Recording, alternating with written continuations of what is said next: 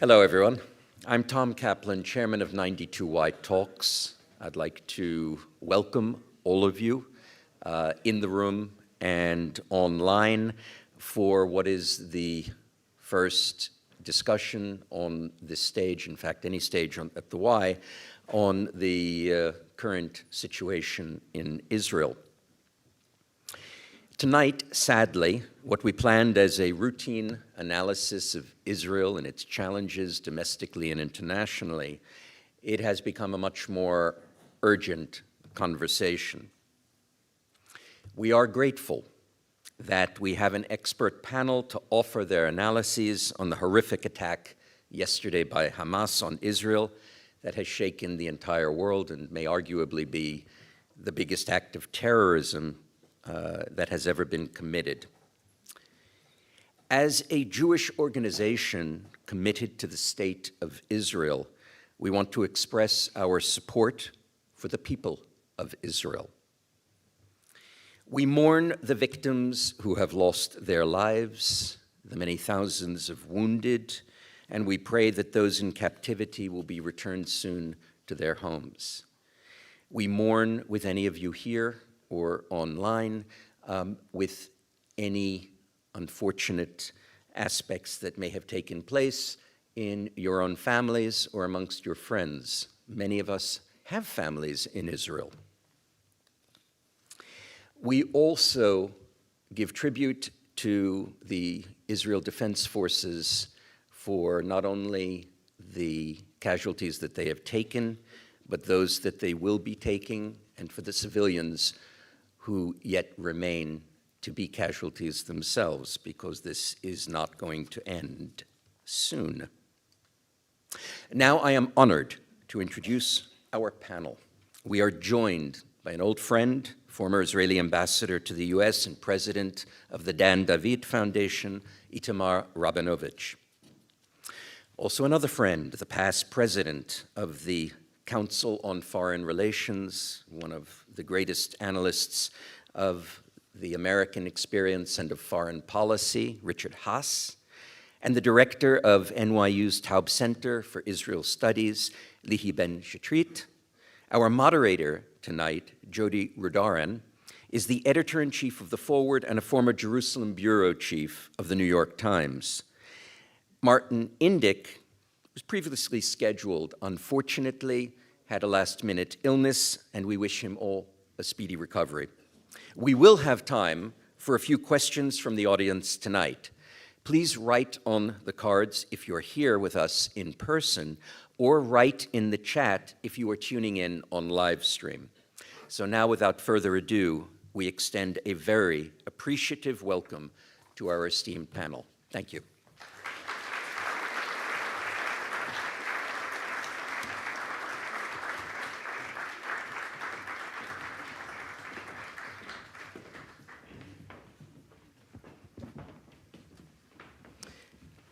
Thank you, Tom, and thank you all for being here. We can't see any of you, so if you're smiling at us or anything. And thanks to those who are tuning in online. This is, of course, a different discussion than what we had planned to have. But we are grateful, I'm grateful, to have this opportunity with such a wise and experienced panel to talk about what we've all been sort of shocked by and absorbing for the last 48 hours. To the news, when I was covering Israel and the Palestinian conflict for the New York Times, I often talked about how it was like a constantly spinning top and everything was very cyclical. And when I first woke up yesterday morning, I thought that what we saw was maybe familiar, maybe something similar to what we'd seen before. And we now understand that it's like nothing we've seen before. And so we are really all so grateful for your wisdom to help us parse the events and how to think about them. I think it's unusual, but I think we should start by just taking a moment of silence to acknowledge the many hundreds of families who are suddenly in mourning tonight or who are waiting for news of their loved ones who are maybe in captivity and the many thousands who have injuries. So we'll just all take a moment.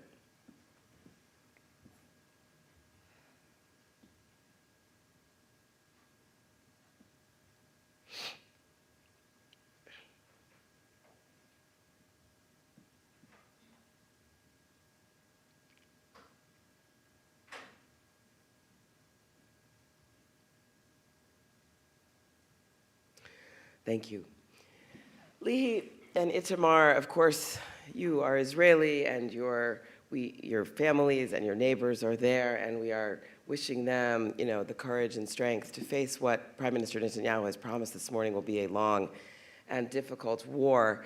We all know this comes 50 years to the day after Yom Kippur, and really after weeks in which everybody in Israel and many people here have been talking about the history of the Yom Kippur War, and now we're hearing people in Israel describe this as Israel's 9/11. So I want to just ask each of you, as you've been, I know, following the Israeli and world news intimately, and your WhatsApps are blowing up, I just want each of you to start with each of you, just pull out for us one or two or three things that you think are the most important for us to sort of underscore and focus on, the most shocking, the things that really make this event, this series of events over the last 48 hours feel unlike what we've known before. I'll start with you, Lihi. I wanted actually to start with Itamar. Okay. We'll start with Itamar. Thank you. First of all, you mentioned 9/11 and, of course, the Yom Kippur War 50 years ago. In a sense, it's a combination of the two. Say, a very sophisticated terrorist organization. In this case, also, I suspect, helped by Iran, because there was a cyber element in the operation that may have been done by the Iranians, and the Iranians may have also supplied them with intelligence in addition to the money and equipment that they supply. And the Yom Kippur War, in terms of the intelligence surprise and the malfunctioning of the system, including the whole military system, during almost a day, it's still incomprehensible how that happened. Secondly, a complete shift of the agenda. A few days ago, all people were talking about was the Saudi-Israeli normalization. Will the Palestinian component in what Biden will demand, will Netanyahu be able to get it through his very right-wing coalition and so forth? It's off the agenda for now and maybe forever. Second, people said that, well, Israel should be very happy to normalize with Saudi Arabia because it would be, quote-unquote, the end of the Arab-Israeli conflict. Others have argued, I think correctly, no, it's not going to be the end of the Arab-Israeli conflict because the Palestinians are there. I mean, they are on the ground, almost an equal number of Jews and Arabs west of the Jordan River, and they are there. Maybe Mr. Smotrich and Mr. Ben-Gvir would like to send them away, but they are there. And that's a reality that cannot be ignored.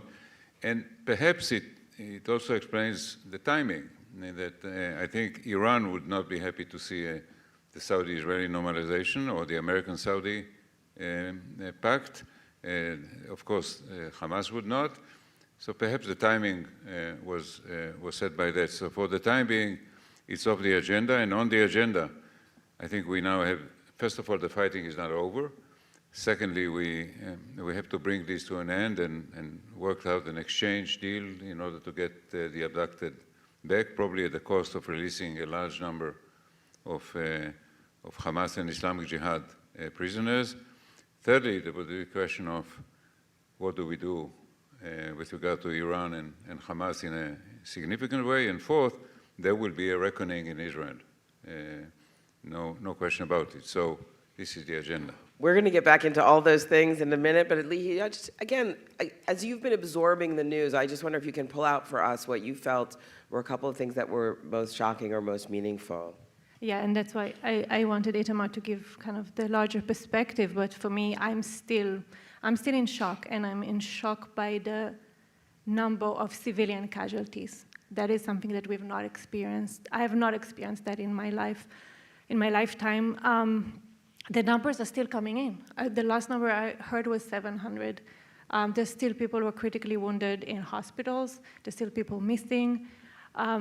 We don't know what's coming next. And that feeling that people have been having of being helpless, of being alone. People have been waiting for the military to come. People have been sitting in shelters for 8 hours with their children, calling frankly their friends, someone to come and help. And just the feeling that there's no one who's watching out for us, and that there's no responsible adult. It kind of crystallizes something that was already happening in Israel, right? This severe failure that a lot of people were feeling towards the government in looking after the interest of most Israelis. And I feel like this just exemplifies it. It makes it a lot more shocking, tragic, unthinkable, unimaginable, but it's been there. It's been building up to this moment. Richard, you wrote in your newsletter yesterday on Substack that we should expect questions about Israeli defense preparedness or lack of it. And we've certainly seen in the media today, in Israeli news outlets as well as American, a lot of Israelis quoted speaking in the way that Lihi really described. Where's the army? Where's the government? And it's both about intelligence failures and responsiveness failures. It's quite different than what we are used to, right? We think of Israel as very quick to respond and to shut down any breach of terror. We think of Israel as having the leading intelligence in the Middle East and in some ways in the world, and that the US also has intelligence to support them. So what happened? Well, as Itamar said, there will be a reckoning and there will be commissions of inquiry, and we will get the details. But let me just break it into three pieces. If it was an intelligence failure, there's two kinds of intelligence failures. They're often conflated, but they're very different. One is an intelligence failure that's based upon collection or the lack of it, that you simply don't have the data, you missed it. Could be because you maybe don't have enough human intelligence, or your priorities were elsewhere, or the other side was very good at camouflaging it. So that's one type of intelligence failure, and you'd say, why were we not better at picking it up?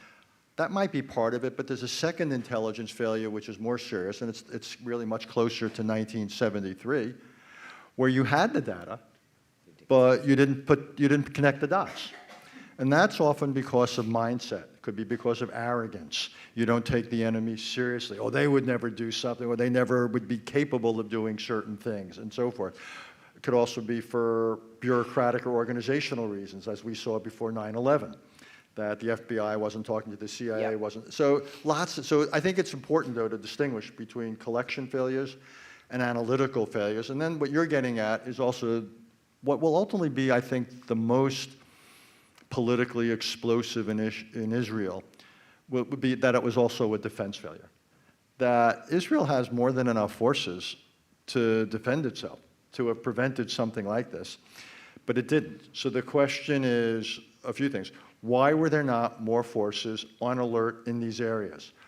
Why were many forces positioned elsewhere? To what extent was this right-wing government more concerned about, for example, protecting settlers in the West Bank than they were in protecting Israelis living elsewhere?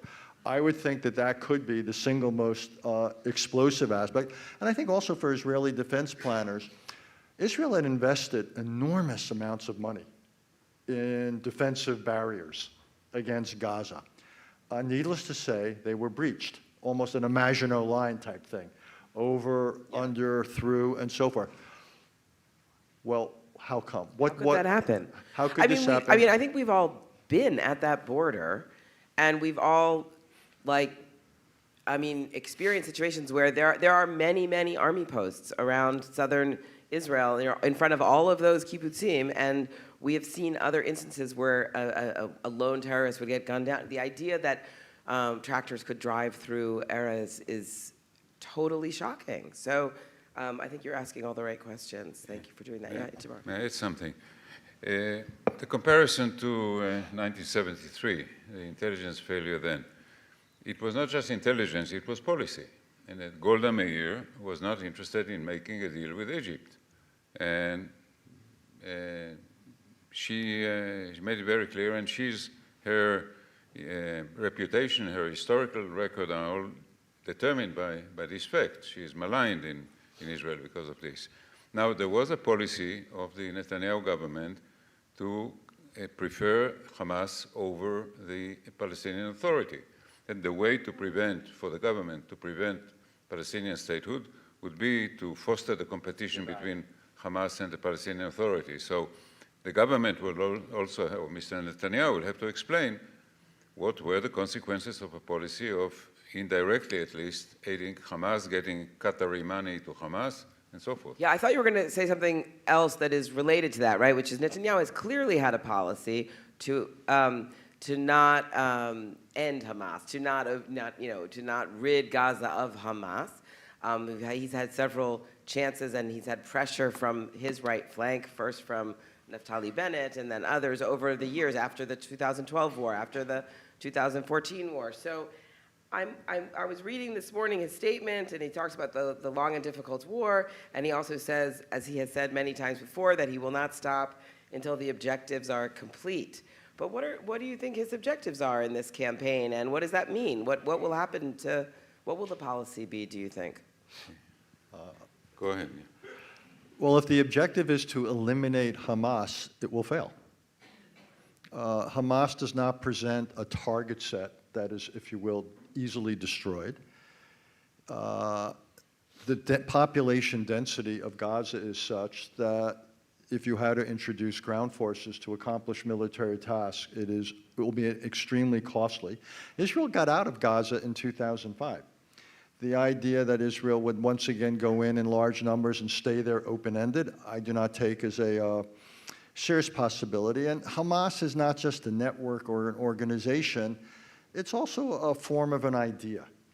And so yes, you can kill a large number of people currently, if you will, affiliated with, associated with members of Hamas, but I don't think you can eliminate the ideas and the motives behind it, and that gets into the larger conversation. And Itamar is right to put his finger, it's not just what Israeli policy has been, it's also what Israeli policy has not been. If you do not have a policy that basically holds out to Palestinians that there is an alternative path for their future, then those who want to basically say violence is the only way, nothing else works, they're going to have an argument. Part of the policy that's missing has to be to sideline those who say that violence is a better approach. I realize it's not easy. We can talk about it. The Palestinian Authority is the most flawed of potential partners. I get it. But part of the policy that's been missing for years, both, I would say, by the way, not just from the Palestinians, also from the Israelis, but also to some extent from the United States, is what do we need to do to keep two things, to keep open diplomatic possibilities. So one day, if and when there were a Palestinian partner and an Israeli government prepared to make peace, there would be something to make peace about. And secondly, what could be done to encourage the emergence of such actors? Part of diplomacy is realizing both what you have and what you don't have. And if something is essential that you don't have, you have to ask yourself the question, what might I do so 5 years from now or 3 years from now, I have more to work with, more options than I do today. Lihi, what do you think will happen next, and what do you fear will happen next? Yeah, so I don't want to make any predictions. What I fear is, what we all fear, which is a continuation of violence, potentially having Hezbollah join from the north, seeing more casualties on both sides. And I'm just, it's hard for me to speak because I'm thinking about all these families whose family members, children, brothers, sisters, grandmothers are in Gaza right now, are held in Gaza, and I'm thinking about them. I'm also thinking about the people of Gaza, families who don't know if they will have a morning to wake up to. I mean, I'm thinking about all the potential, escalation of violence and more death. And how do we stop this? And what is the plan? And when I hear statements from the Israeli government, I don't feel reassured, right? Because it doesn't sound like a plan. It sounds like a lot of posturing. It sounds like saying, we got this, we'll defeat them, we will win. How? With the current government, what is the current government's objectives? What I hope to see happen is a unity government that brings in people that have military experience, that bring in Gantz, Eisenkot, bring Lapid, taking out of the government the more extreme voices that we know what their objective is. Their objective is to prevent any kind of settlement and to continue a crisis so they can advance their agenda. So I want to see a unity government where Israelis feel like there is a policy, there's a clear objective, and there's the professional capacity to lead us out of this crisis. So let's turn to Israeli internal politics for a second. You want to jump on that? Go ahead. Just to continue with Richard's line, actually there is no good option for Israel in Gaza. I mean, we've had several rounds of fighting since 2005. Israel, first of all, would be very costly to occupy Gaza, in terms of both our casualties and Palestinian civilian casualties. Second, what do we do? Let's say that we capture the whole or most of Gaza and we eliminate Hamas, then what do we do with Gaza? Nobody wants it. Egypt will not take it. The Palestinian Authority would not come back to Gaza on Israeli bayonets, so we may end up in possession of Gaza. Nobody is interested in that. So the options are actually quite limited. As Lihi was bringing us to sort of talk a little bit about Israeli domestic politics for a second, I mean, we thought we were going to talk tonight about the democracy movement and Netanyahu's government and what might happen with the Supreme Court and the judicial overhaul. In many, of course, we're not talking about that directly, but that is all still there. So I wonder a few questions. How much is the fact that the protest movements have been roiling the country now for almost a year and that the country is more viscerally divided than it has been in recent memory, how much is that connected to the vulnerability and the failures that we're seeing play out? And what do we think will happen to those political movements in this moment? We see some rush to unity right now. Historically, any time of war, Israelis have rallied together. But I also see in the press much more division than is typical the day after an attack. So how do you guys assess the role the internal politics and internal divisions will play as we grapple with this? Okay. Well, the country is deeply divided. What you mentioned about maybe the protest movement's responsibility, this is going to be the right-wing line. I mean, I didn't say that. No, I said do you think that the timing by Hamas was planned because of Netanyahu's distraction, or the government's distraction because of the protest? No, Richard mentioned before, where were the troops? There is a Gaza division in the IDF. Where were most of the soldiers of the Gaza division? In the West Bank. There is Joseph tomb in Nablus. 3,000 Israeli soldiers had to protect a few devotees who went to pray at Joseph tomb or to protect settlements. So it's a policy issue that goes back a long time. Also have to remember, he said Bezalel Smotrich, the Minister of Finance and second Minister in the Ministry of Defense. I urge everybody in the audience to open Google Bezalel Smotrich's Decision Plan 2017, in which he calls for the annexation of the West Bank and creating a one state. So, if people like him or Ben-Gvir, who is a convicted felon, are in the government, there's a problem with the government. Now, the protest movement is actually busy now in undertaking civilian responsibilities that the government is not providing. They totally mobilized to do that in the country. That there will be not just a reckoning, but there will be a very visceral, unpleasant debate in the country that is deeply divided. Secondly, clearly Netanyahu understands that he needs to create a broader government. Now, there are two options here. Lapid proposed that he join the government, provided Netanyahu got rid of Smotrich and Ben-Gvir. Gantz might be tempted to join all the same, which I think would be a big mistake. And let's remember one thing. Golda Meir failed in October 73. She finally had to resign under protest in May 74. Well, these things don't happen overnight, but ultimately they do happen. So do you think this will be the end of Netanyahu? Can I add to that? Just because there's the conversation about Hamas using the timing where Israel is divided, because there's a protest to strike. That might have been part of the calculation. But I think that when we look at kind of the causal link between the Palestinian issue and the protest. I think we have to go back to the judicial overhaul. The interest and the motivation for the judicial overhaul was not disconnected from the Palestinian issue, right? The people that have been moving it forward, the people that have been planning it, advocating it, executing it, have a plan, and that's the annexation of the West Bank, right? Annexation of the West Bank without granting Palestinian civil rights. And they have an understanding, in, my field is, I study the religious right and the radical right in Israel, and they've talked about it for years, since 2005, since the Gaza disengagement. They've talked about, we can't just build facts on the ground, we need to change legislation. We need to make sure that we normalize, extend Israeli sovereignty into the West Bank. But there's a problem. Because of Israel's liberal democratic institution, if we annex the West Bank, there will be calls for civil rights for Palestinians, and we have to prevent that.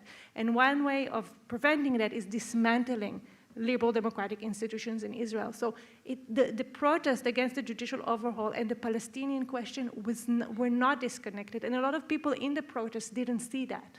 They thought it was just an internal Israeli issue. And now, with what's happening now, I think a lot of people are going to make this connection and see that we can't ignore the Palestinians if we want to have a thriving, prosperous, stable, safe, liberal democracy in Israel. Back to Mr. Netanyahu. He survived many you rounds. I think we could fill the room with all those experts who predicted the end of Netanyahu in the past 5 years several times. Whatever I'm obviously not a supporter, but I have to take my hat off for his political skills, both in running a campaign, getting elected, the way he put together this campaign and this coalition and managed to return to power was masterly. And you cannot take that away from him. And therefore, I'm not sure that he would not navigate some way. And his whole political career has been about fear and capitalizing on the fear that Israelis have had. All of his campaigns have been about that. So while this may be a colossal failure under his watch, it is also creates more fear. Well, Richard? Okay, so let me make a dangerous parallel. Great. But I also live in a divided democracy, so I feel I have some authority. And there's another parallel here, which is, as I was listening to the conversation and your question, that presumes that if Mr. Netanyahu were to go, and it's by no means something I assume, he has more than 9 lives. He's politically quite dexterous, shall we say. That somehow that would solve the problem. Almost like here people say if Donald Trump were to disappear politically or whatever, that would, and I would say in both cases not. Mr. Netanyahu is as much a symptom and a reflection as he is a cause, as is the situation here. And one has to look at the politics in Israel, how some of the tectonic plates have moved. Look what's happened to the Labor Party. One has to look at certain demographic changes as well as projections. One has to think about the political consequences of what happened here. And it's not simply about what it might mean for the military or Bibi Netanyahu and the intelligence, but how it shapes Israeli thinking about Palestinians and about others. So I just think that it's probably the wrong question. I mean, again, it's impossible to predict. And who knows what kind of a government, who knows what will be the terms of reference for commissions of inquiry. This is going to take a while to play out. But I think there's, what I've learned watching Israel over the last few months is there's again, to come back to tectonic plates, there are big tensions within Israeli society dealing with both the question of democracy, the role of religion in society, questions of the Palestinians, and so forth. And these have been, Bibi Netanyahu, in many ways, has delayed dealing with them. He's allowed Israel to drift. He's avoided coming to terms. And the question I have is, at some point, Israeli society going to have to deal with these big, almost defining issues? I mean, I was on this stage a few months ago with Michael Oren and Yossi Klein Halevi, and it was an event that was during the 75th anniversary celebration. And at that event, and at many, many conversations around the 75th anniversary, people were asking this really core and frightening question, right? Israel has, can the Jewish state survive? Twice before, Jews have controlled Jerusalem. It never lasted more than 80 years. Were the divisions that Richard is talking about in society that have been on display so great that they would spell the end of this modern state of Israel? And I guess I wonder now with this truly shocking war that Israel is now suddenly in, I wonder if that makes Israel's sort of medium-term survival more or less likely in your views? I think more likely. These sort of doomsday scenarios are there. Also recollections. I mean, I spoke to a couple of Holocaust survivors. It reminded me in some instances of the Holocaust, of Jews hiding in basements and so forth. But so I think that the protest movement demonstrated the power of the civil society. I think that one of the mistakes of the Netanyahu government and coalition was to discount the society. The opposition is not strong, but the society proved to be very resilient, came out in think about it, for 40 weeks, every Saturday night, more than 100,000 people showing up consistently. It takes something. So I feel encouraged by this. Secondly, sometimes a calamity like this, you said, fortunately, never fortunate, but happened today and not 5 years from now, because 5 years from now, we would have been far worse off, because many of the processes that Richard referred to would have proceeded. So in a way, the red flag was hoisted yesterday, and I hope the right lessons would be drawn. Can I say something about survival? I think it's not a question of survival. Israel will survive, but what kind of Israel are we going to have? And I think that's connected also to Netanyahu and his future, because I think he's at a crossroad and he can make a choice, right? He can make a choice to continue with the division, with the partisanship.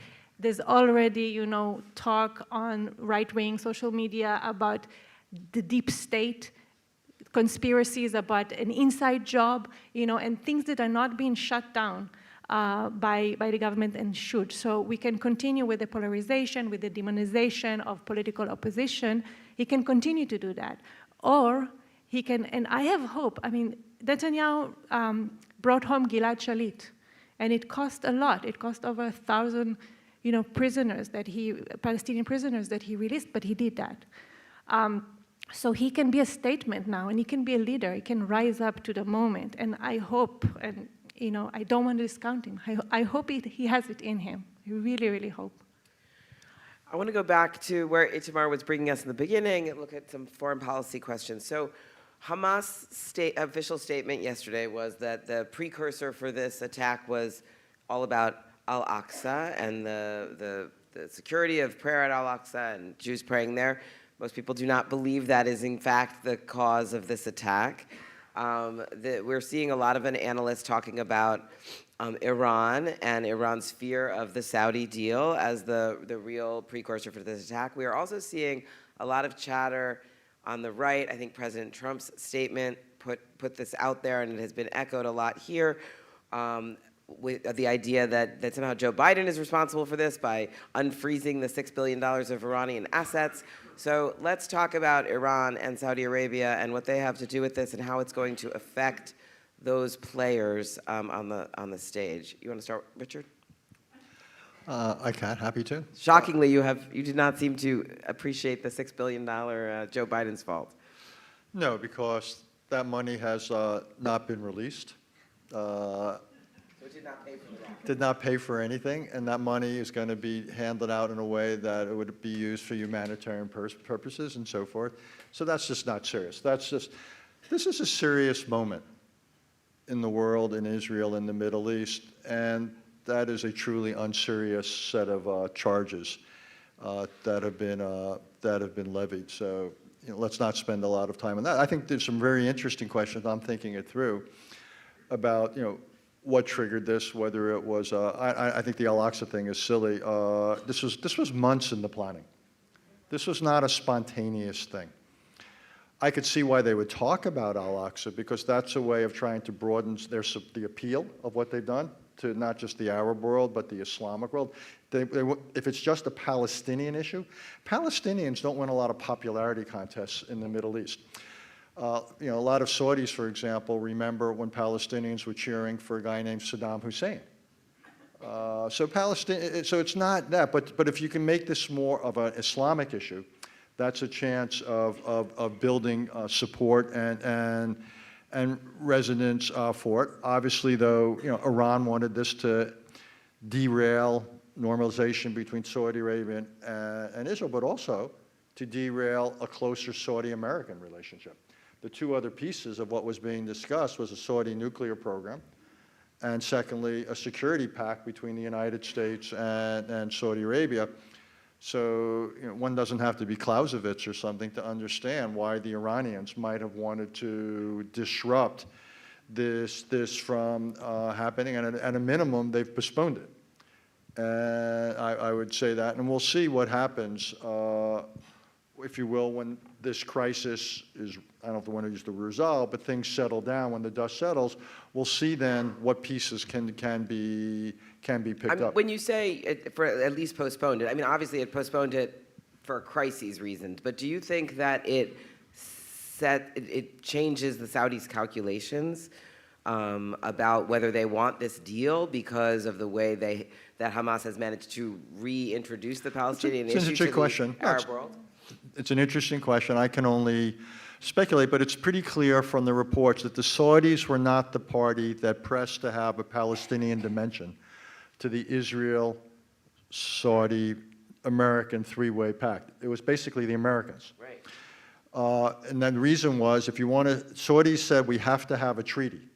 Get a treaty, 2/3 of the Senate. You could not get Democrats in the Senate to vote, who are already uneasy supporting a security pact with Saudi Arabia for all the obvious reasons, from Yemen to human rights issues. They basically said, we will not support this without a significant Palestinian peace process, however you want to describe it, dimension. That did not come from, if you will, the Saudi leadership, from MBS. This could be something that the Saudis will see how this resonates, and I think they will basically take the pulse. But they may now say, okay, we're comfortable with having a Palestinian dimension to that. On the other hand, this could also strengthen the argument for a security pact with us if Iran plays such a central role. So again, I don't think this derails it. What I think this does is delay it. Yeah. Maybe I should say a few words about Hamas itself. I think, Hamas is an acronym for the Arabic of the Islamic Resistance Movement. It's the Palestinian branch of the Muslim Brotherhood, which is fundamentally this is a Christian term, but we use it also for Muslims, but the Muslim movement of the Muslim Brotherhood, which began in Egypt, and this is the Palestinian branch. They stand in contradistinction to the Fatah movement and to the Palestinian Authority. They refuse to recognize Israel. This is why they cannot be partners to a peace negotiation with Israel. And basically, they would like to take over the Palestinian Authority.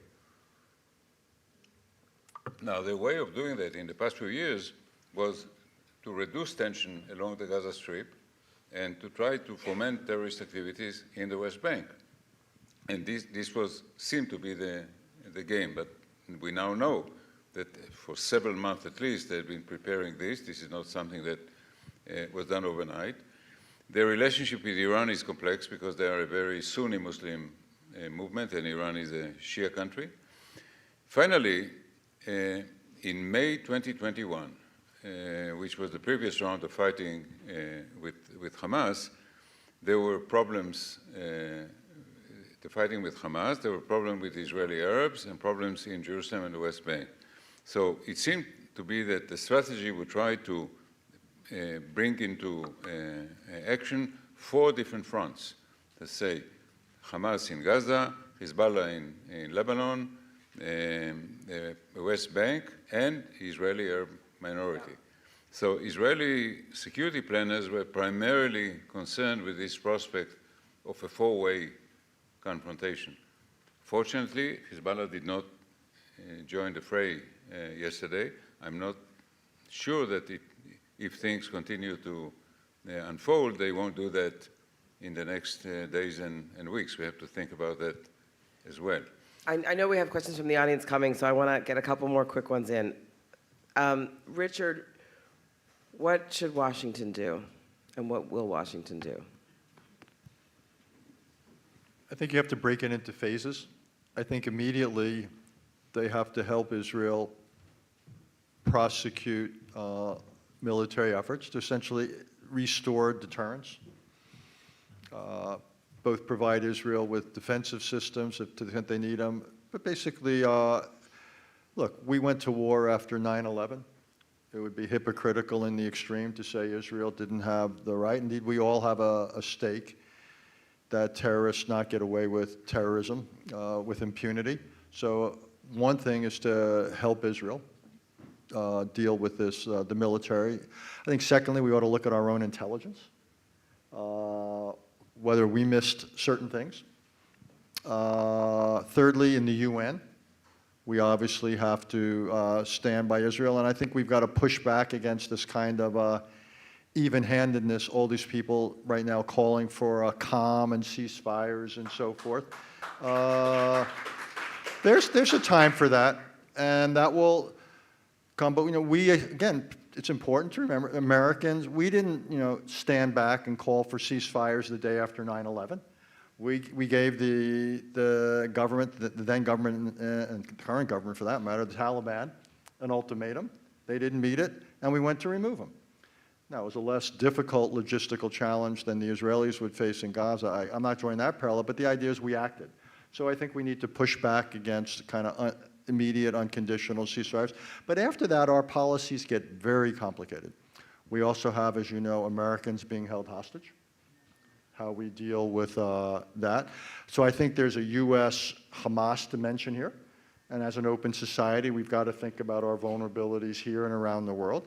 Obviously, there's a big Iran dimension. So I think there's longer-term issues then, also about getting back to what I was trying to allude to before, about giving Palestinians hope that there's an alternative to groups like Hamas, whether we need to be pushing harder on what we used to call the peace process, to at least keep alive certain options, pushing back against settlements, and so forth. So what I'm hoping is that once we get through the immediate crisis, I actually think this ought to be a moment where the United States rethinks. I understand, look, we're focused on the war in Ukraine and Russia, we're focused on China and so forth, but we've also got to, almost like the Godfather, we may want to pull back from the Middle East, but it's not going to let us, pulls us back in.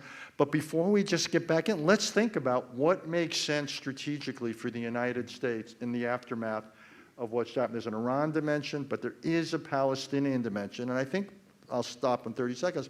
What I think we're seeing in some ways the limits to, and Itamar, who's taught me a lot over the decades, alluded to it, which is almost all peacemaking of late has been outside in. Let's get the Arab states involved, Abraham. What I think we're seeing the limits of is the outside in approach, that the Palestinian dimension is not disappearing, and it actually could disrupt the outside in approach if things get bad enough. So I actually think this is a moment for us to rethink our approach to what we used to call the peace process. So I agree with everything, but for the first time on this panel, there might be a disagreement, which is also good.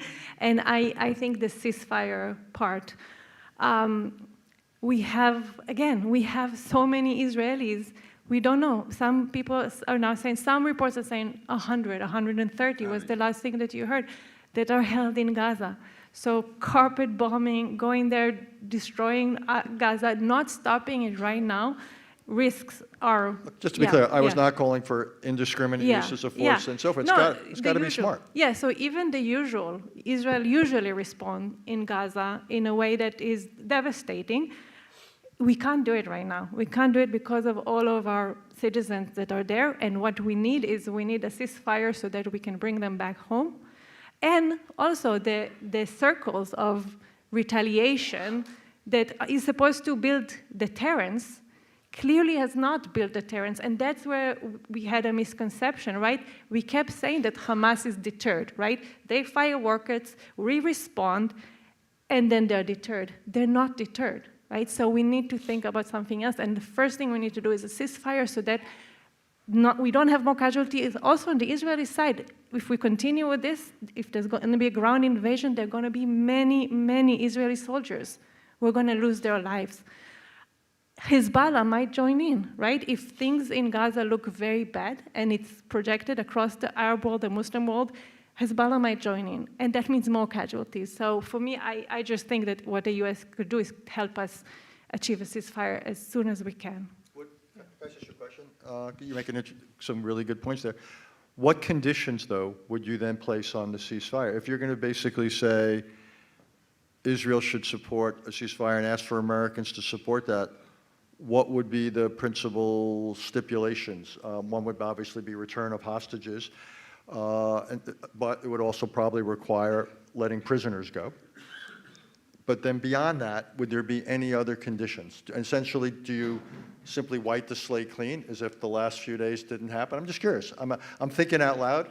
I'm wrestling with this myself. So clearly my paradigm is human security as opposed to, I mean, there are different paradigms in security studies, and my paradigm is human security, making sure that we don't lose more lives on both sides. But of course, I'm concerned with people that I know and people that are in the army, your grandchildren. They're in the military right now.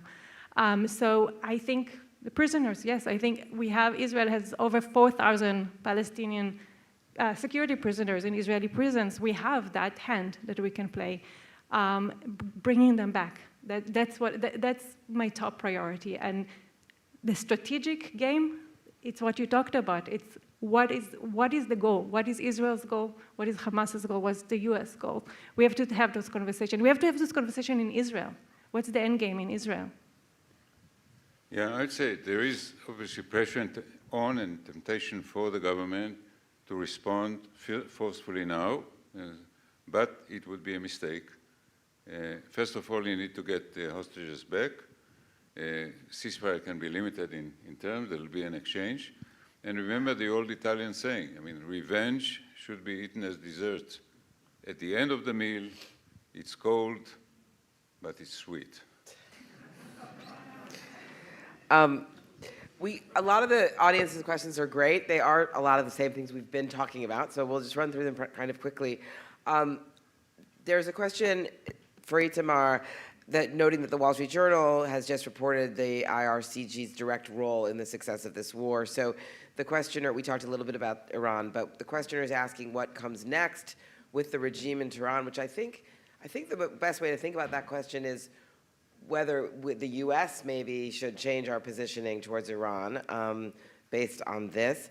And then they also ask about any comments about Russia's role, which I would add to Russia's potential role in what has already happened, more implications for Russia's positioning, standing now that it has happened, I guess is what I'm wondering. Yeah. Richard is pondering, I see. Both of you want to go? Look, on Iran, the current policy is obviously, extensive sanctions.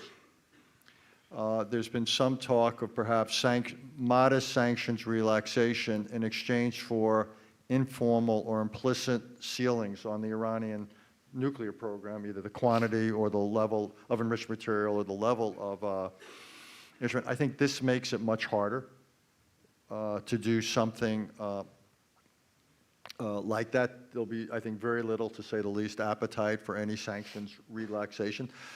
Okay, but the sanctions are not fundamentally changing Iranian policy. Energy is going out. They continue to support Hamas and Hezbollah. So then the question is, what are we trying to do? So I think then it's containment. It might resurrect the Saudi angle. Just to mention one, I think Israel and the United States would also have to be on the same page as to articulated limits to what would be tolerable with Iran's nuclear program and what they might be prepared to do about it. I also think, and again, it's always dangerous to think out loud because all this is so fresh. I mean, the ceasefire conversation now has me thinking about whether I need to revisit some of that and what other conditions or not I would. Yeah, but the issue is, imagine the intelligence is hard that Iran played a large role here. And yes, we want to get those Americans back, but then going back to Itamar's point, after that, does Iran pay a price? And is it beyond sanctions? Or might there be specific targets or whatever we would think? Well, the answer is maybe. I think that ought to be something that we look at, again, to allow people to, we made the decision after 9/11, just to remind people, that we did not draw a distinction, we the United States, between terrorist organizations and state supporters of terrorism. They were seen exactly as the same. So hence Al-Qaeda and the Taliban government were not seen differently by the United States. Well, that's still U.S. policy. So then we have to think, if that's U.S. policy, and if the evidence is hard that Iran played a direct role, not just in arming, but in bringing about these attacks by Hamas, what then do we do? So I think that becomes a legitimate foreign policy question. And what about Russia? Is this good for Putin?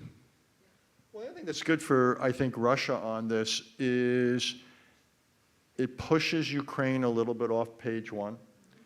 And there's already a little bit of fatigue with support for Ukraine. There'll now be other claims on U.S. munitions, either things we would send to Israel or things we might want to use ourselves, and so forth.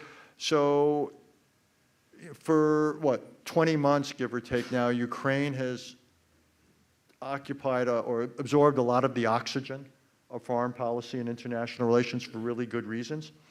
And what we're seeing in the last few weeks, you had the issue with the farmers in Poland. Now you have issues, I think, is with Slovakia. You have what's going on in the House of Representatives. Now this. I take these in some ways as warning signals that the playing out, if you will, the timeline with Ukraine, there's going to be competition for attention and resources. So I think for Mr. Putin, this reinforces his sense that time is his friend. And what we need to think about then, or what could we do to disabuse him of that notion? If I may, one point about Iran and the nuclear. We have to, I think, realize that Iran is already a threshold nuclear state. That's a very significant fact. Secondly, I'd like to draw attention to the very interesting interview that MBS gave to Fox News. By the way, did it in English 2 years ago. He didn't speak English, taught himself English, spoke fairly well in the interview. And among other things, he said, we will not tolerate for Iran to have nuclear weapons. That's why they want the enrichment and so forth and so forth. It's the first time that another country in the region raises the issue of the Iranian nuclear, which Israel, I think, erroneously for more than a decade, turned into an Israeli issue. It's not just an Israeli issue, it's a larger Middle Eastern issue, and now the Saudis also put it on their agenda. And we have to bear in mind that if Iran goes fully nuclear, Saudis get enrichment, the Turks and Egyptians will not lag behind. Do we really want to see an almost fully nuclearized Middle East? It's a nightmare. Okay, so as I said, some of these questions are really similar to what I asked, so I'm just going to run through them and see if you have any more comments. What about all the times the Palestinians were offered statehood and significant concessions, and they've rejected it? How can the Palestinians be a partner in peace now, other than Israel coming back with a plan? How can there be a peaceful coexistence on the Palestinian side? Lihi, I feel like you haven't really addressed this broad topic, so what do you say about this? Richard talked about, yes, they've not been good partners, but they're better partners than Hamas, but what do you say about? I would say that we were talking about Israel's survival, right? The Palestinian issue is affecting Israel internally, it's affecting Israel's security, clearly. There's not been a military solution. It just hasn't been. And we see that it's just getting worse with trying to get a military solution. So that clearly has not been the case. Unfortunately, what has been done with Hamas is that there have been concessions to Hamas following, violent attacks by Hamas. And I think we can go back to the 2005 disengagement from Gaza that happened as a victory for Hamas instead of as a a kind of a reward for the PA for being open to negotiating with Israel. So I think that we just don't have a choice. You don't choose your partners, you don't choose your enemies. You know, you would have liked them to be someone else perhaps, but these are the people that are there. And the other option is, so for a lot of Israelis, because there's such fatigue with the Palestinians, there's such fatigue with the two-state solution that's never going to happen. A lot of Israelis, if you look at public opinions, a lot of Israelis are moving from support to the two-state solution to support for the status quo, right? So they're not moving to a one state or annexation or, they're moving to the status quo. But what does that status quo mean? The status quo is not static. And there are actors on the ground that are moving it, and the actors on the ground that are moving it are the settlers, right? The settlers making both effects on the ground and moving us towards a one state. Well, and apparently Hamas also moving. And Hamas is moving as we just saw. well. And also they have some vision of a one state, it's one Palestinian state. So we just don't have a choice. We just don't have a choice, and we've failed, and they've failed, so we need to have a new thinking. Yeah. Can Saudi Arabia play a constructive role in freeing the hostages? I would say the more likely Arab state would probably be Egypt, given the close relationship with Israel, their role historically in Gaza.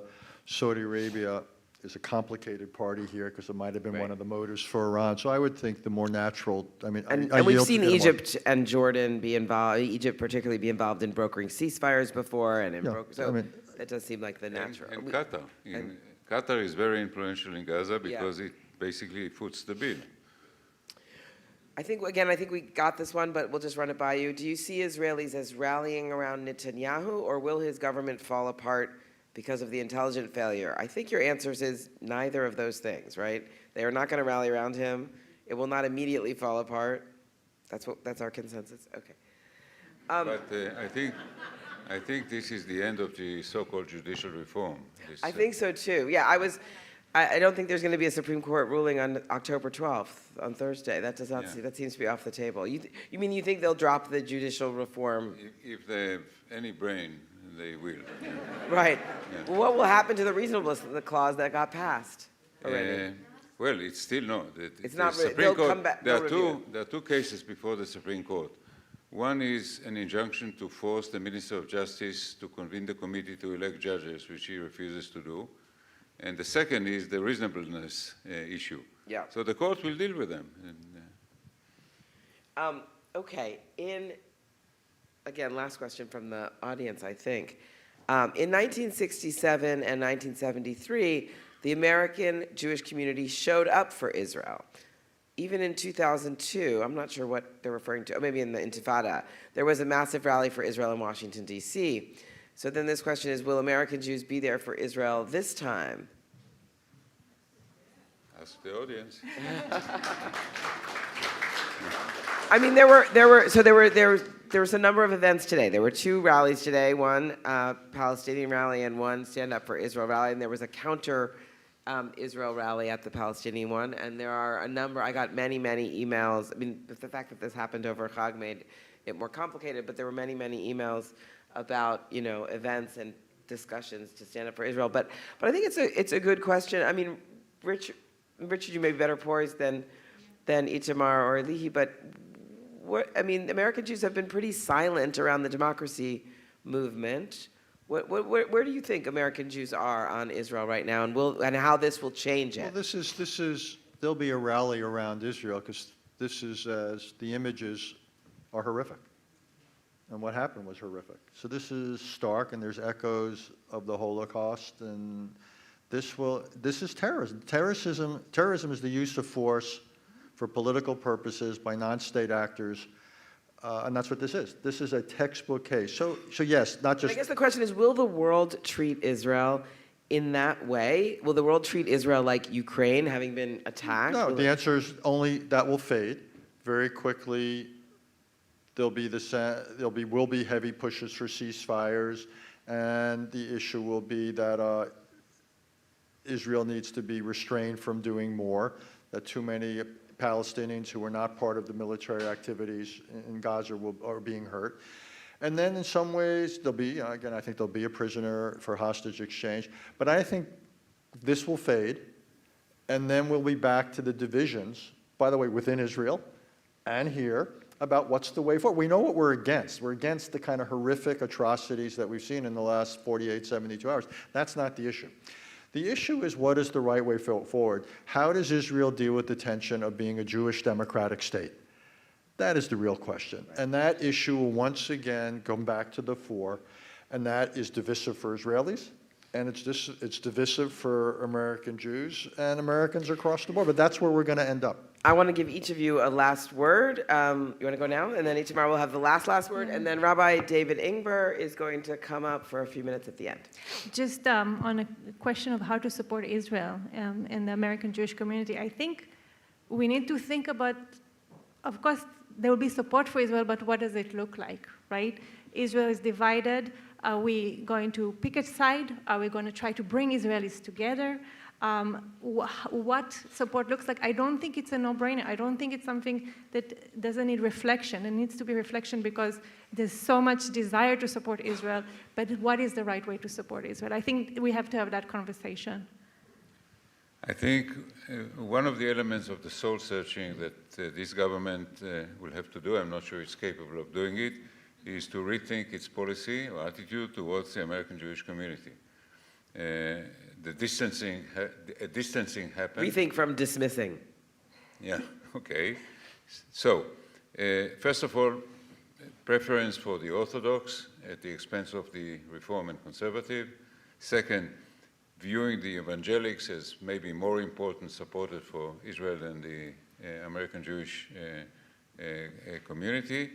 And overall, I think a distancing that may be surprising for a policy crafted by somebody who grew up here, like Netanyahu, and Ambassador and Minister Ron Dermer, who is American-born and so forth, and yet a policy predicated on distancing between Israel and the American Jewish community. And I think whether this government stays or whether there's a new government, redrafting the policy would be a very important element. Anybody want to add any last words generally? Thank you all for being here. Thank you so much. Itamar is signing books and selling books afterwards. I think do we also still have Martin's book? I don't know. Yeah. And Rabbi Ingber is going to come up. Yeah. I'd like to say something apropos of the book. The book is called Middle East and Maize. It's an overview of Arab-Israeli relations. It has a section on Israel and Gaza. It's called The Gates of Gaza. And of course, the Gates of Gaza, to anyone who knows his Bible or her Bible, it's Samson and the Gates of Gaza. But it's also one of the most canonical texts in Israel's history, a eulogy delivered by Moshe Dayan, who was chief of staff in 1956, at the funeral of a man called Roy Rothberg, who was the leader of a kibbutz called Nachal Oz. Unfortunately, one of those villages attacked yesterday from Gaza, who was killed by Palestinians from Gaza in 1956. And Moshe Dayan came and gave this canonical eulogy, which he ended by saying the gates of Gaza were too heavy for him, for Roy. So so if you go online and you say Moshe Dayan, you write on Google Moshe Dayan's eulogy of Roy, R-O-I, Rothberg, you'll find an amazing text. Thank you.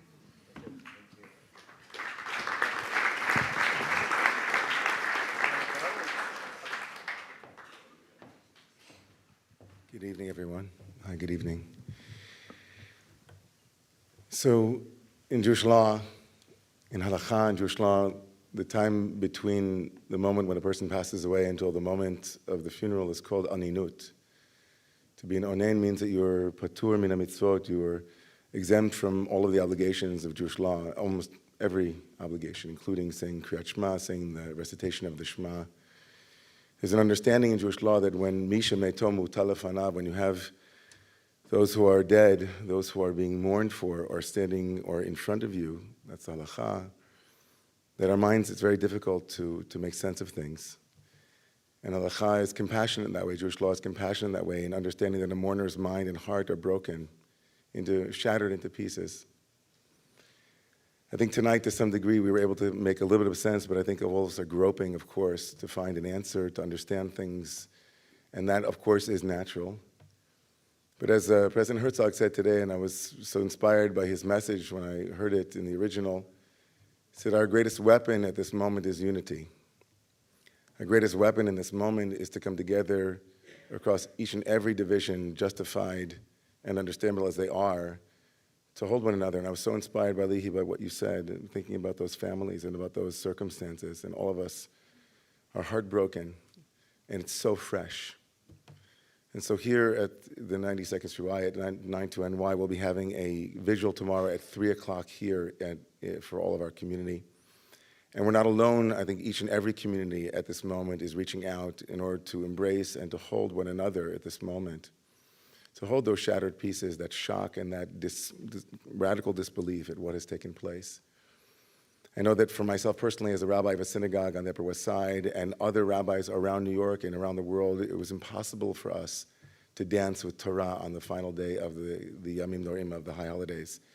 The dancing with Torah, which would have expressed celebration, became, in fact, a mourning period as we stood with Torot and lamented the absolute shattering of what we think of as human decency and human dignity. And I'm also held in this moment by a teaching from our tradition that says that when Jacob was about to face his brother Esau in the Bible, the verse says in the Torah, "Vayira Yaakov ma'od vayetzer lo," and he was very afraid and very bothered. And the rabbis asked, afraid and bothered? It was enough to say that he was afraid. But the tradition says that he was afraid that he would be killed, but also troubled that he might kill.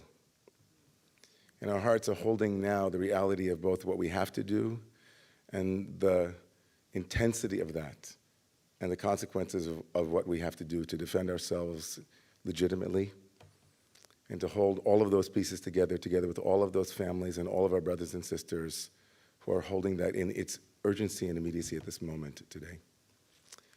So I'll invite us all with Lihi's hope, that word that you said is really beautiful, tikva, to please rise at this moment for our tikva, the national anthem of Israel.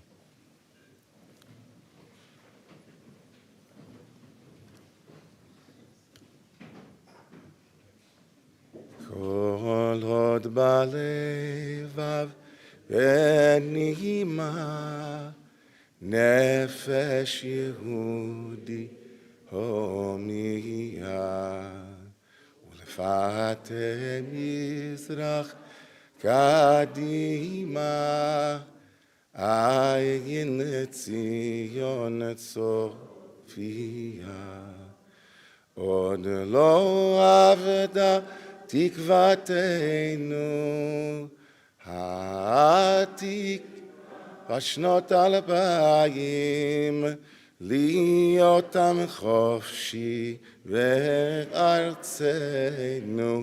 ארץ ציון ירושלים להיות עם חופשי בארצנו Eretz Zion, Yerushalayim. Thank you.